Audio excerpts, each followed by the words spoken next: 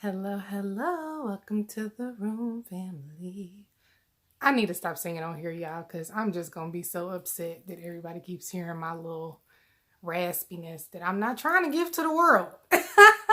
But somehow by default, I keep ending up there. I don't know what's happening. And I apologize because I meant to turn this off.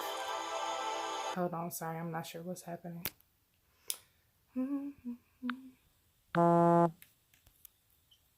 All right, my loves, how has the week been so far? Today is Tuesday, and I know we're not very far in, but I know sometimes Mondays can be kind of terrible.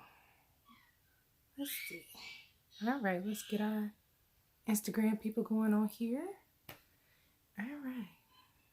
Okay. We got Facebook, we got Instagram. Hello, everybody. Welcome to the room. Whew. Give me 2 seconds. I want to share on Facebook so everybody can see that we're here. And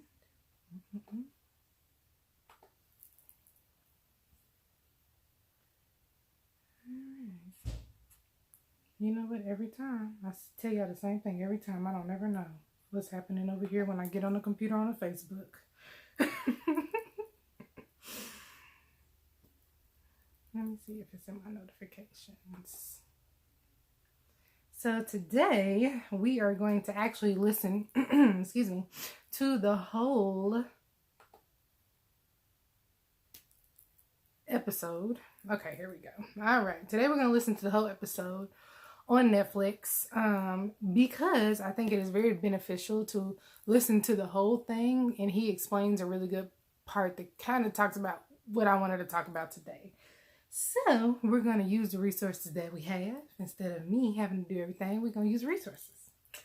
So if you're in the room, say hey. Hi, Andre, or excuse me, Gerard. All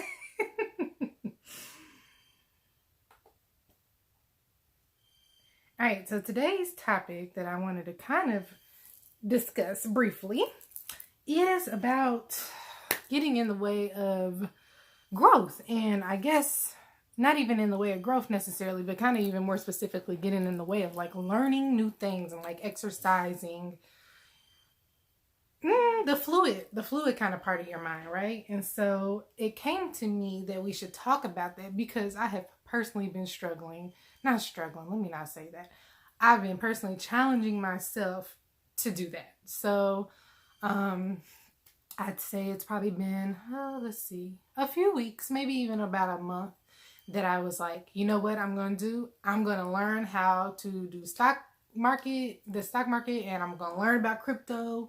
Like, I'm going to learn these things because I feel as though, you know, how we always talk about being diversified and being a business owner really kind of lets you know, like, hey, you know, this is what the money gets to looking like. And so then you find like that you want to do other things, and if you have the money sitting and, you know, just different things. So it's opened up my awareness. And so I said, okay, I want to do this. And I had been saying it for a while that I wanted to do it, but I didn't do it because I always felt like it was such a big thing to tackle. And I was like, I don't have that much time. And like, where do I start and how do I learn? And I know it's very technical. So like, where do I learn the different things about it? And then if you know anything about crypto, it can be very volatile. So can the stock market, but crypto especially can be very, very volatile. So I'm like, well, what I don't want to do is put my little change up in here and lose all my change because I don't know what I'm doing, right?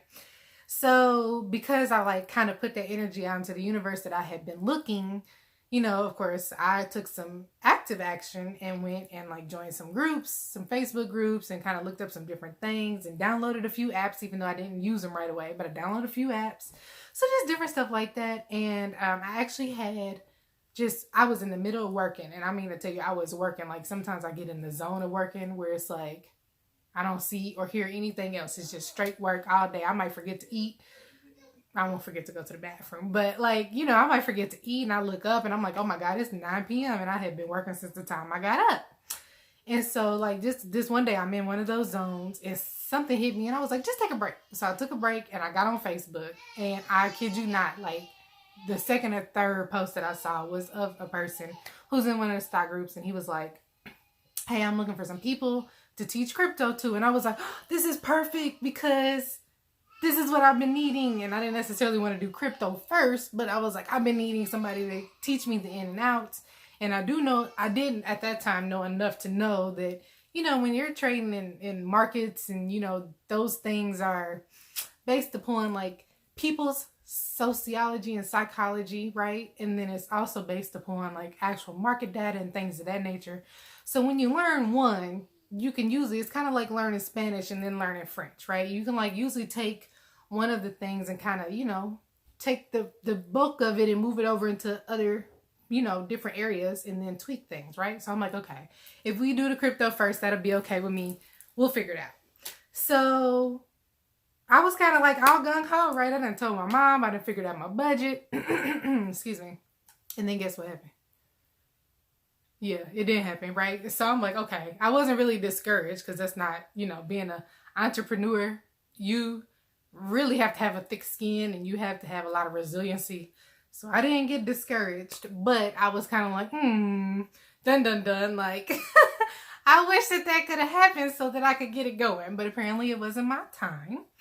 So anyway, needless to say, fast forward probably another month or so, and somebody else that I know was like, you know what, we gonna do some crypto classes. And I didn't see it the first time he did it. I saw everybody's like response to having been in the crypto class, and I'm like, oh my God, like it's so funny because I've known this person for years, but one of my most vivid memories of him was when he used to work at a bank. And we ended up in there, and I wasn't going to the bank to see him. I just happened to be there, and he just happened to be the branch manager, and I needed to talk to somebody. And as we were talking, like, it was just so, like, obvious to me how much he liked to really, like, dig in. And I love people like that, like, they don't just do surface level. Like, dig in and find out, like, if you're going to be the branch manager, like, you know, there are so many resources. If you don't know that about your bank's branch manager, there's so many resources that they have, so many different things that they're like abreast to and aware of that just a normal person may not have a full understanding of, right? Because they deal with it all day, every day. So I'm like, listening to him talking could just tell how much he was one of those people. And I'm like, he's a person like me that likes to dig in and stuff. So when I saw that he was doing a crypto class, I took it on faith. I was like, you know what? I bet money. I bet good money. I bet some of my money. That I was like, I bet you he did the same thing with the crypto that he did when he was in banking. And sure enough, he did. So I got on this class, and the class was amazing. And I'm like, okay, now like after seeing it, mind you, the class was 4 hours. Okay, so I had to go back to my professional student days, put them notebooks out and getting them notes together, you know, make sure I had a real good understanding. And I was like, all right, I'm ready. Like, I know crypto. No, I didn't feel like I knew crypto, but I was like, you know, I know something now. Like, I'm empowered with the information. Well, honey, then when you get to going to try to put some real money into something, then it really makes you have to sit with yourself and say, well, do I really know? I may have thought I knew, but do I know now? Because when you get to put that money in there, you have to ask yourself for real, you know, because you don't want to just lose all your money. So after that, then I was like, okay, you know what? I really need to like take the, like, I feel like, you know, I got the torch passed to me, right? Like I was looking for the torch and I got out there. Well, I was looking for the race. I got out there. I was like, all right, I'm about to start jogging. Somebody handed me the torch and now I need to like, you know, do my own thing. So I'm like, all right, so let me get on and like YouTube some videos. Let me start looking at these different apps and these different markets and like try to incorporate some of the things I learned actually like when I'm doing it. Because if you know anything about real learning and being able to really retain information, the best thing to do is to go exercise what you've learned or go teach somebody else, right? So of course, anybody who has talked to me in the last 3 or 4 weeks has had to hear whatever updates I have on learning all this stuff because my brain is so saturated. And so, yeah, I just was in the midst of it, and I really was like, you know what, I'm grateful. So let me full circle for you because I kind of went on a tangent, which I will do from time to time, but I'm pretty good about coming back to the point. So the full circle of it is that after I did all that, I realized how grateful I was that I have that innate sensibility of always like kind of wanting to maintain being fluid, because I know I find that I've had to challenge myself over the years to make sure that I am not, I'll say the word harsh. And harsh really isn't a good word for it, but that's kind of what's coming to the top of my mind right now. Just, things that are easy for you, sometimes you forget are not as easy for other people or do not just come to them, and that I feel like being fluid was always a thing that came to me instinctually, but then I also actively work on it. So, when I'm in a relationship with other people, I always have to remind myself, like, hey sis, like, they may not be where you are, and those things that you are so willing and able to swallow and not like feel like a tremendous amount of anxiety to the point that it stops you from changing or doing, like, you have to give other people that grace, right? And so as I had that epiphany about that in the midst of learning all of this stuff, because today I was on there until 6:30. I was literally in the notebook writing down different companies, because what I'm doing right now is researching which companies I want to put my long-term holdings in, right? So I'm like, all right, I got 4 of them narrowed down to 4. So I'm like, all right, let me go bar for bar in these different stocks and figure out exactly whose do I want to leave my money in, right? And so like as I'm in the trenches, I'm like, you know what? We're going to talk about this because everybody doesn't have the same level of understanding and I guess appreciation. So we're going to take a moment to talk about it. So that's my story in regards to how I am when it's time to change, or when it's time to learn new things, or when things get complicated or hard or difficult. That's kind of like, just a little anecdotal, example of what it looks like for me. So I would like to challenge you today, maybe even while we're doing our meditation, to just think on, what does it look like for me? Am I open when it's time to change and I've noticed that a change needs to be made? Is it hard for me? Is it easy? Do I find that there are some topics and categories maybe that it's easier for me to change? Or are there some that are just really challenging and to the point where maybe I know that I definitely need to make a change because it would benefit my life, but I haven't had the courage to make those changes because it's scary for me, or it makes me anxious, or I find myself so overwhelmed with all the possibilities that I kind of just shut down. So I know he's going to tell you what to do today during your meditation. So this is either a time for you to meditate in the way that you do, because like I said, nothing you do in the meditation is wrong, or this is an exercise for you to do after we do the guided meditation today. Okay? All right, so for those of you who have just joined us, today we're going to spend a little bit more time listening to the actual episode, because the episode today is about stress and anxiety. And the reason why we're going to listen to more of it is because I just love how he unpacks the meditation technique. And I love how he kind of just, you'll see when we listen to it, you'll see exactly what I'm talking about how he gives you a lot of information so that you can be active in your practices. But we're listening to that today because I find that sometimes when we boil big problems down, I can't remember for the life of me, and I'm going to give her credit because I don't remember if I had thought this thought before she said it out loud. But Jessica Gordon one day was talking, and if you don't know about Jessica Gordon, she's amazing. I don't know her IG, if anybody, or her Facebook, if she has a business page, if anybody knows it, put it in the chat for me. But she was talking, it was a workshop that she was hosting, and she was just talking about the symptoms, right? Like of what the deeper root cause is. And she was like, they're the fruit. And I was like, oh, I love that. And so I've used it ever since, or like I said, I don't remember if it was, we just gonna go with it being her. So I've used it ever since. And a lot of the times when we have problems, or let's not call them problems, it's challenges, when we find that things aren't as easy, when the sailing isn't as smooth, the waters have gotten a little choppy, usually what we quickly identify are the symptoms of the deeper root cause. They're not, somebody got in front of you and on the highway, right? And you have your road rage moment. Now, I mind you, I just came up with this, so if we get a little crazy, you stay with me, because sometimes I like to be dramatic with my examples.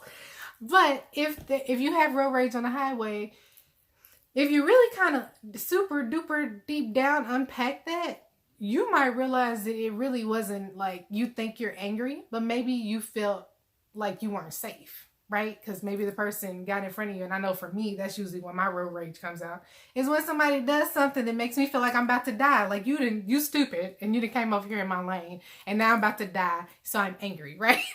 But I'm not really just angry. It's, because I felt unsafe. So that's like a itty bitty example of how you can sometimes dig down a little deeper and find there's more of a root cause to things than just with the surface symptom fruit, right?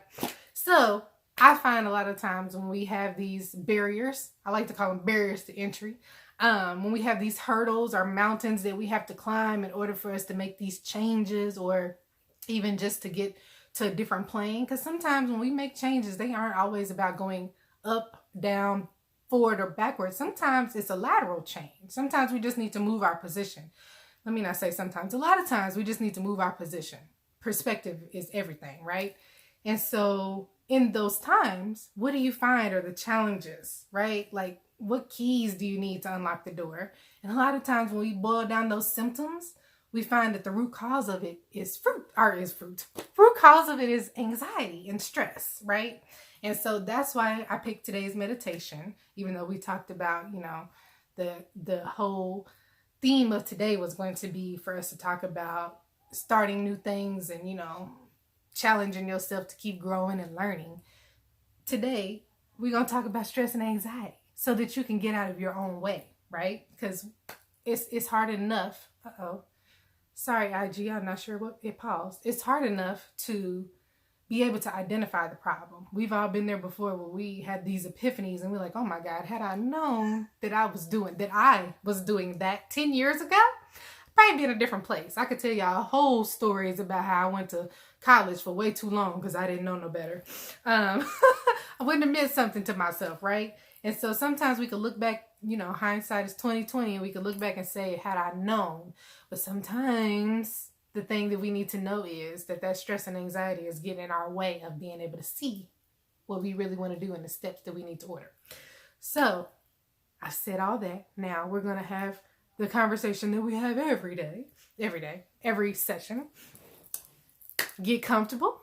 We're about to start our meditation. I want you to get comfortable. Only thing I need you to do is sit or lay somewhere, wherever your favorite place is. Have your spine straight, have your neck straight. And if there are like some super de-duper distractions, try to mitigate those. But I mean, if there's something like my baby is literally out there, living her best life, and she's at that stage where screaming is a thing. Anyway, let me not go there. I just kind of, okay, anyway. So if she starts screaming, what I'm not going to do is go out there, put a piece of tape on her mouth. I'm just going to acknowledge the thought and come back to where I'm supposed to be. Okay? All right, folks. So we are listening to day 2, and let me turn it on so I can tell you which episode it is. Give me 2 seconds because the button is not working.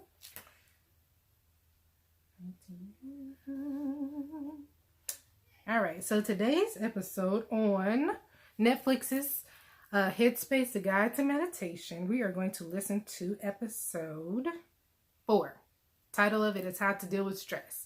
So I've been telling you guys, and I will continue to tell you, if you have not gotten on this Netflix Headspace Guide to Meditation, I need you to do it, honey, because we do talk 3 days a week, and I love you joining me, but I want you to continue in your practices even when I can't be here. So I need you guys to get on there, or even, I'm going to say this now because I know that some people are new to meditation, and I do not want to scare you. So please do not just go search on YouTube and get some of them such and such hertz worth of music and sit there and challenge yourself to be still and not think about anything else for 20 minutes. Don't do that to yourself. But what I don't want you to do is to quit on yourself. Okay, it ain't about me. I'm gonna do the meditation. We gonna show up even if it ain't nobody in the room. We gonna show up here every week. But I don't want you to quit on yourself because you're giving yourself impossible tasks, okay? We have to work up to being a Buddhist monk. Those people go over there and they sit all day, every day, from sun up to sundown, and they work on being able to meditate, okay? You're not gonna be able to do that overnight. So if you do go find a series to listen to, or some different channels on YouTube to listen to, try to find a guided meditation. Try to find some that are specific, okay? Some of them have you not think, some of them have you think, some of them have you focus on different things in your body. Find one that works for you. And then when you're looking up specific ones, if you want to find some new ones, I like to repeat the same one over and over again. But if you want to look up some different ones, and type in those specific keywords that you know to help yourself out, okay? All right. Last disclaimer, you cannot do meditation wrong. So after I just said all that, I'm saying this. You can't do it wrong. So please just have some grace for yourself and give yourself the space to show up how you are. The most important part is that you showed up. So you did everything I needed you to do today by showing up. All right, everybody comfortable? We all ready to go? I got my candle lit back here. Y'all can't even see. I'm going to show y'all my candle. Look.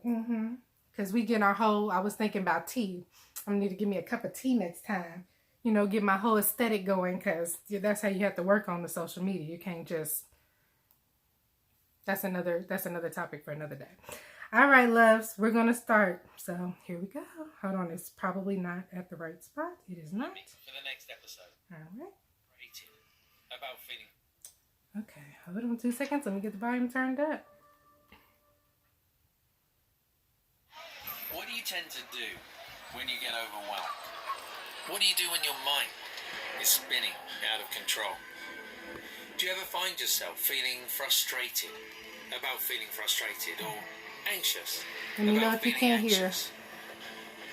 In today's episode, we're going to explore the feelings of stress and anxiety, and how we can step out of that kind of thinking so we can lead a lighter and happier way of life.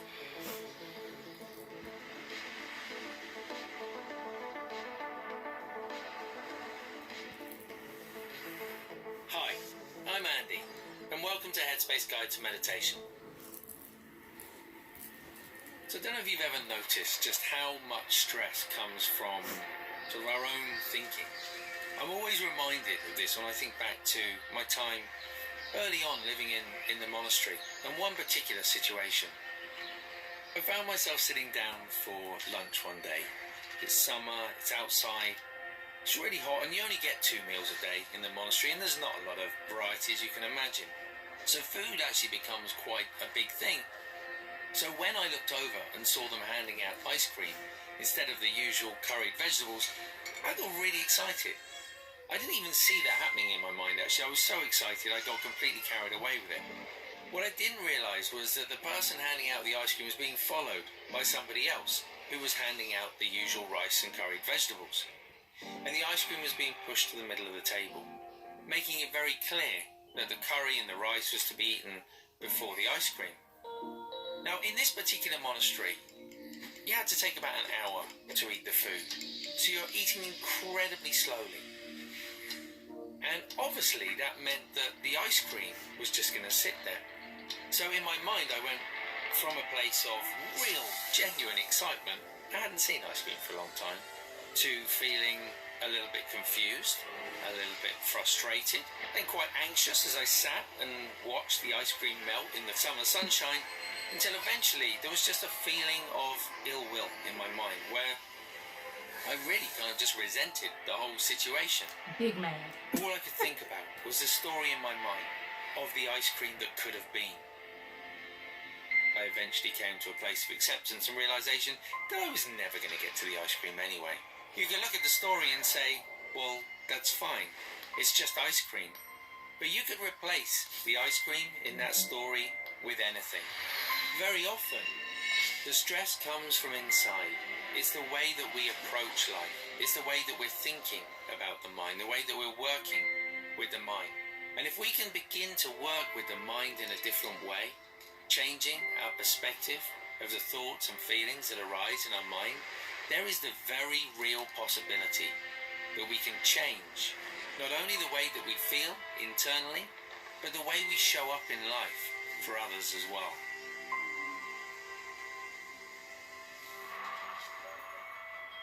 As human beings, stress and anxiety are a natural part of our lives. It's not that they're necessarily bad, it's just that when we experience them so frequently and to such an extent that they start to feel overwhelming, that becomes a problem because they adversely impact the way that we feel in our lives. We tend to run away from these thoughts and feelings because we tend to think that they're going to hurt us, that they're going to cause us pain, and that will only exacerbate the feelings of helplessness. So learning how to see those things in a different way, to have a different perspective of them when they arise, is really central to meditation. The way that I think about this is a little bit like learning to surf. So if you imagine the ocean, some days it's still and calm, relaxing. Other days, with a storm in the local area, it could feel really terrifying. But we can't control those conditions in the same way we can't control the conditions in our mind. But as we spend more time in the water, we come to know these different conditions, and we come to understand how to feel more comfortable with the waves that are just like the thoughts and feelings in our mind. So we're no longer overwhelmed, and even in the most difficult, challenging of circumstances, we're able to maintain our sense of balance and composure. After all, we can't completely eliminate stressful thoughts or feelings in our life, but we can learn to change our relationship with them. So I'd like to introduce you to a meditation technique called noting. Now, it's especially helpful if you feel like you're constantly getting caught up and distracted by thoughts, especially those thoughts of stress and anxiety. Now, sometimes when we're meditating and we realize the mind's wandered off, we might not know how to react. Noting gives us some very clear direction, perhaps a greater sense of clarity and confidence. In that moment, we pause and identify the nature of distraction. Oh yeah, thinking, or oh yeah, feeling. Having noted that, there's a sense of having almost dealt with it. And this makes it easier to let go of the distraction and gently return to the object of focus. And when it happens again, which it will, we simply apply that same approach, gently noting the nature of the distraction. And when we begin noting, the temptation is to try and catch every single thought and feeling. But that's unnecessary, and it quickly becomes tiring. We only need to note the distraction when we realize that we've been lost in thought. And even then, it's a very gentle acknowledgement. So noting is when we recognize the mind has wandered. We acknowledge it, we gently note the nature of the distraction. We let it go, and then effortlessly return to the object of focus. And in that moment, there's the realization that we are not our thoughts. And that in itself can have a really profound effect as to the experience of stress and anxiety, not just in our meditation, but also in everyday life. So people have practiced meditation for thousands of years, but it's really only in the last few decades that many studies have shown that meditation may increase our ability to tolerate stress. In one study, Professor David Creswell's lab at Carnegie Mellon University wanted to know if there was a particular component of meditation that made it so effective. And over a period of 2 weeks, they randomly split up a group of stressed volunteers. One group practiced meditation using a noting technique like the one that we're using today. The others either practiced a different meditation or engaged in stress management techniques, like breathing exercises, but without the noting technique. And then all of them were subjected to intentionally stressful situations. Those who used the noting technique showed reduced stress response, reduced stress hormone levels, and even lower blood pressure responses compared to the other groups. So the takeaway here is, rather than fighting to get rid of unpleasant feelings, acknowledging and accepting them during these stressful moments is really crucial. So it's not just about training to be more present, it's about changing the way we relate to our experiences, changing our perspective, being less judgmental, less critical of ourselves and those around us, and when we do that, we feel less stressed. So hopefully this is a comforting idea, the idea of creating more space in the mind, a mind that's more open, that's less reactive, that allows you to be more present and less stressed. We're going to put all of this into practice now as I guide you through a meditation. So as always, before we begin the exercise itself, just make sure that you're comfortable. You can do this sitting up, lying down, eyes open, eyes closed. The most important thing is just making sure you're not going to be physically disturbed in any way during the next few minutes or so. Just a reminder, the mind will get distracted. Actually, in this exercise, that's a good thing. We're going to use that as part of training the mind. Remember that we are working with the mind in a very gentle way. So when we realize we've been distracted, we're not getting caught up in lots of judgment or criticism, this is the meditation itself. So just gently acknowledging it and gently bringing the attention back to the breath again. Knowing that that peace of mind that you're looking for is already here. So with those things in mind, just taking a moment now, we're going to start with our eyes open, a nice soft focus. Not looking at one particular thing, but just aware of everything around you. And maintaining that soft focus, just taking a big deep breath, breathing in through the nose and out through the mouth. And again, as you breathe in each time, noticing how the lungs fill with air. As you breathe out each time, just noticing how the muscles in the body soften. Just one more time, breathing in through the nose. And as you breathe out through the mouth, if you'd like to, just gently closing the eyes. And before you do anything else, just pausing to enjoy that feeling of having stopped.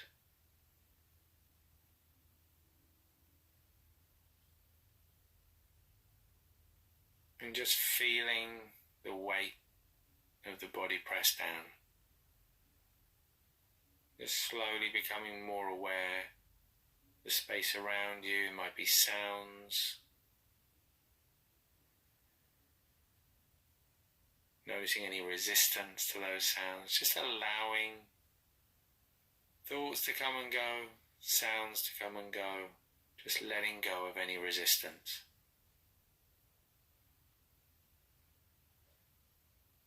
And as we begin, just taking the opportunity to notice how the body's feeling. So always just checking in. Is there a sense of heaviness or lightness in the body? Agitation or stillness? So not thinking about it, but just noticing how it feels.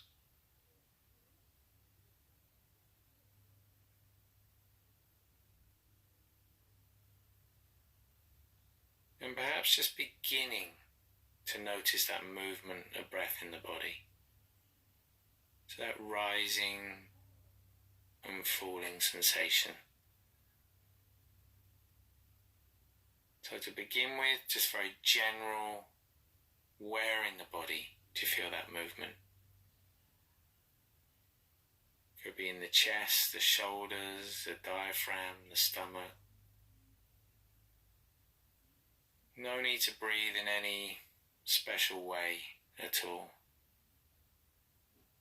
And if you can't feel that movement, just gently placing your hand on the stomach.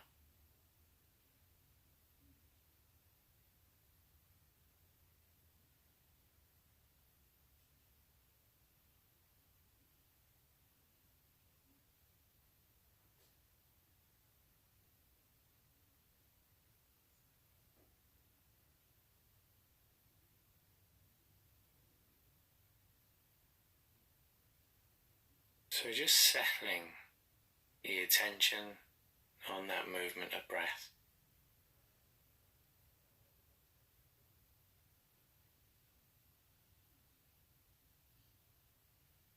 If you like, you can just follow that movement, or you can follow the movement and count the breath as it passes. If you count, remember we count 1 with the rising sensation, 2 with the falling sensation, then 3, then 4, just up to a count of 10, and then starting again at 1. If you prefer, let go of any counting and just stay with that movement. So our only job in this exercise, body knows how to breathe, no effort required. But in those moments when we realize we've been distracted, just pausing, acknowledging it, note it as thinking, let it go, and just gently bring the attention back to the breath again.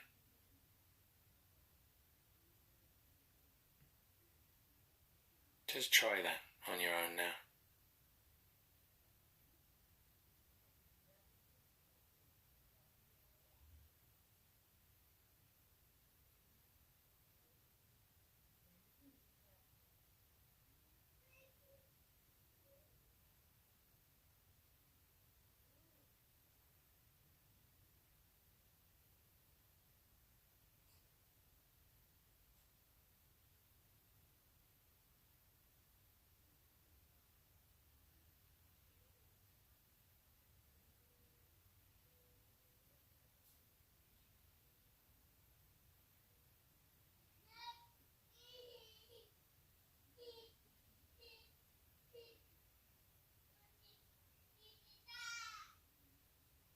So knowing that it's natural for the mind to wander, not giving yourself a hard time, simply acknowledging it, noting it, labeling it as thinking, letting it go, and coming back to the breath. And we're not trying to catch every single thought, only those moments when you've actually been lost in thought. In that moment of realizing, noting it, and coming back to the breath.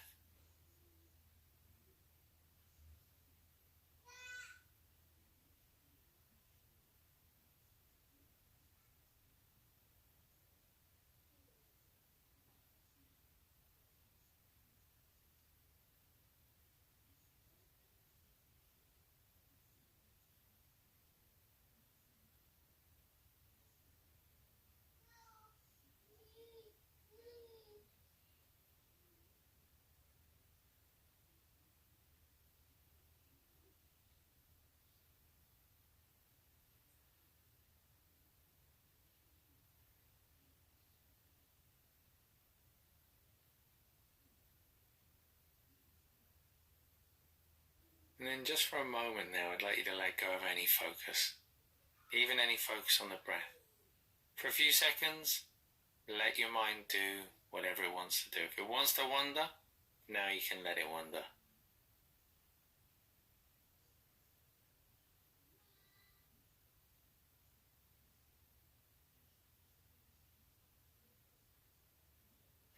And then just gently bringing the attention back to the body. Just coming back to that feeling of weight and contact. Coming back to any sounds around you, the space around you. And whenever you're ready, you can just gently open the eyes again. But before you move too much, just pausing to notice how the body feels, how the mind feels.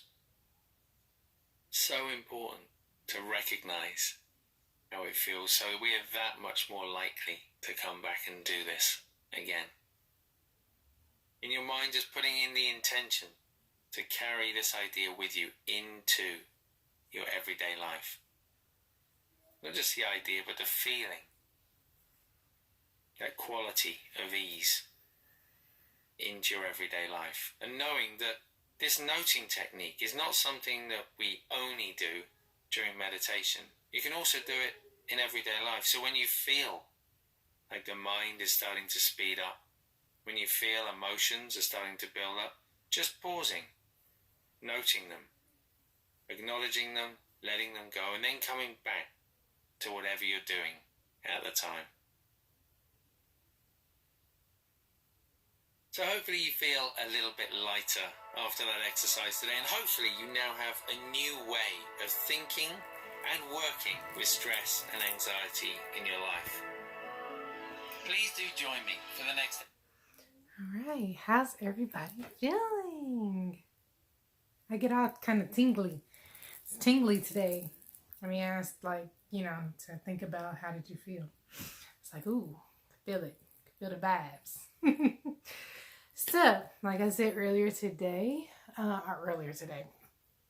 in the session, I want to challenge you guys with thinking about some times that you could be stressing yourself out or being anxious, or just what barriers are preventing you from continuing to learn and maybe going into those new spaces that you want to go into. Challenge yourself to think about what those things are. And if you want to continue to try to use that technique to see if it'll help. Like you said, you can take it in your everyday life. Even if you're in the middle of doing 1,000 things, sometimes I have to remind myself, it's okay to feel, So take that pause and recognize what's going on with you. Dig a little deeper if you want to, but just say it's okay. It's okay if I'm stressed. It's okay if I'm overwhelmed. It's okay if I'm burnt out. It's okay if I'm happy. Sometimes we have to even take a moment to really recognize when the good times are happening and you're feeling joyous and things like that. Take those moments to be aware of how you're feeling and how what you're feeling is dictating what you're doing. So, all right, my loves, thank you so much for coming. We'll be back tomorrow. I don't know what topic we're talking about tomorrow. I'm kind of letting things come to me through the universe, the ether, God. But, it's all coming to me, which topics we talk about each day. So I will let you know tomorrow morning what we're talking about. Okay. So I love you again. Thank you as always for coming. Hugh Jackman. No, it was not. I do love his accent, but I don't think he's famous. Like he said, he was a Buddhist monk, so I'm pretty sure he probably wasn't in anybody's movie. And definitely not playing Wolverine where he was slicing up people. But I will see you guys tomorrow, same time. Instagram or Facebook. We haven't got the YouTube up yet. I'm working on it. Instagram or Facebook, and we'll see you tomorrow. So have a good rest of your evening, my loves, and I'll see you tomorrow.